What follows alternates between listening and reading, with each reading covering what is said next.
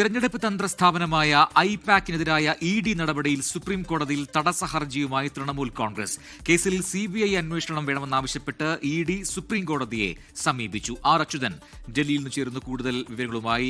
അച്യുതൻ, ഈ ഐപാക്കിലെ ED raid, ആ നടപടി, അതുമായി ബന്ധപ്പെട്ട വിവാദം ഇപ്പോൾ കൊഴുക്കുകയാണ്. തൃണമൂൽ കോൺഗ്രസ് കൂടി രംഗത്തെത്തുന്നു.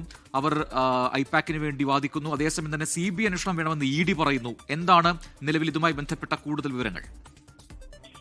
പ്രജിൻ, കഴിഞ്ഞ ദിവസമാണ് ബംഗാളിൽ ഈ ഐപാക് സ്ഥാപനത്തിനെതിരെ ഇഡിയുടെ പരിശോധന ഉണ്ടാകുന്നതും തുടർന്ന് ചില രാഷ്ട്രീയ നാടക രംഗങ്ങൾ ബംഗാളിൽ ഉണ്ടായതും ഇപ്പോൾ ഇതൊരു നിയമ യുദ്ധത്തിലേക്ക് കൂടി കടന്നിരിക്കുകയാണ്. നേരത്തെ ഇഡി ഈ കൽക്കട്ട ഹൈക്കോടതി ഇഡിയുടെ അപേക്ഷ അടിയന്തരമായി പരിഗണിക്കാത്ത സാഹചര്യത്തിൽ ഇഡി സുപ്രീം കോടതിയെ സമീപിച്ചേക്കുമെന്ന് വിവരമുണ്ടായിരുന്നു. അതിനെ തുടർന്നാണ് TMC ഒരു തടസ്സ ഹർജി സുപ്രീം കോടതിയിൽ ഫയൽ ചെയ്തത്. തങ്ങളുടെ വാദം കേൾക്കാതെ തീരുമാനമെടുക്കരുത് എന്നാവശ്യപ്പെട്ടായിരുന്നു ആ തടസ്സ ഹർജി. തൊട്ടു പിന്നാലെയാണ് ഈ ഐപാക്കിലെ നടപടിയുമായി ബന്ധപ്പെട്ട് ഇഡിയും സുപ്രീം കോടതിയെ സമീപിച്ചിരിക്കുന്നത്. കേസിൽ CBI അന്വേഷണം വേണമെന്നൊരു ആവശ്യമാണ് ഈ അപേക്ഷയിൽ മുൻനിർത്തുന്നത്.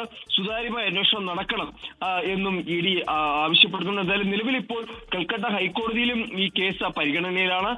ആ ഒരു സാഹചര്യത്തിൽ കൂടിയാണ് ഇഡി ഈ വിഷയത്തിൽ സുപ്രീം കോടതിയെ കൂടി സമീപിച്ചിരിക്കുന്നത്.